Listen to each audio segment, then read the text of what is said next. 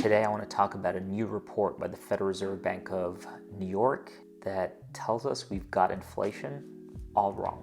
If you're like me, you can't go anywhere today without talking about inflation. It's on the news, it's a household conversation. Last week I did a post about how eggs have increased in price by 70%. Inflation's everywhere. We can't get away from it. But it turns out that our textbooks, although they explain a lot about inflation, there's some things they don't explain. And today, that's what I want to talk about. To understand what we're going to talk about first, we need to talk about what inflation is and this statistical concept of averages. So let's start with inflation first. Inflation in the United States is measured by the Bureau of Labor Statistics, and they measure an index called the Consumer Price Index, the CPI. The CPI is a basket of goods that represents the average spending by households in the United States. And what they do is they take these categories like housing, transportation, food, recreation, and they give them weights based on the average levels of spending in the United States. And they go out and track these prices of goods that represent those baskets.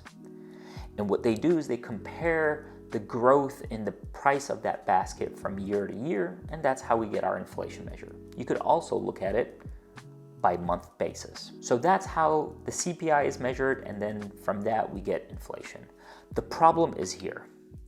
The problem is that inflation is measured based on average individual.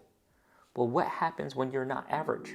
What happens when your spending does not reflect those baskets that the Bureau of Labor Statistics has defined? What if you're a student? What if you're a low-income individual? What if you're a minority? It turns out that the way you spend your money varies by a lot of demographic characteristics. And that's what this paper shows. This report by the Federal Reserve Bank of New York looks at how racial and income differences are correlated or related to differences in how we are impacted by inflation. So let's look at these categories from December 2020, where the Bureau of Labor Statistics gives weights for each of these categories that the average individual is spending their money on. For instance, in 2020, the BLS says that the average individual spends about 42% of their income on housing, or 42% of their spending goes to housing, 16.5 towards food, 3.1 towards apparel, 16.8 transportation, 7.2 medical care, 4.8 recreation, 5.5 education, 4.9 these other goods and services. What if your spending does not fit that representation? You might observe a very different inflation level than what is reported in the news. So let's take a look at what this report by the Federal Reserve Bank of New York says. They find that between 2020 and 2021, that for some of our demographic groups, inflation looks very different.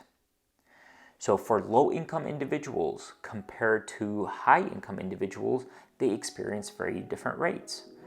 This graph over here reflects the disparity by income level and how inflation is felt.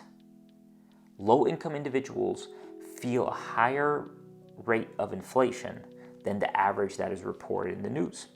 And for high-income individuals, they experience inflation at lower rates. And this is how this inflation measure that we see reported can be felt differently across our segments of the economy and can change our behaviors drastically, or cause us to really be impacted by this macroeconomic environment. And we experience different things. And this is why I'm such an advocate for diversity in economics, diversity in our policymakers. It would be better for us if we had policymakers and economists examining the economy with diverse lenses and diverse experiences. This will allow us to design policies that are better representative of our individuals and citizens. So if you're looking for a reason to be part of economics, your voice matters, your experiences matter, make sure to join us on this pursuit of shedding light on how the economy impacts every one of us. Thank you for joining me for another episode of Economics with Dr. A. I created a playlist just for you. Share this if you like this, like and subscribe to this channel. See you all next week.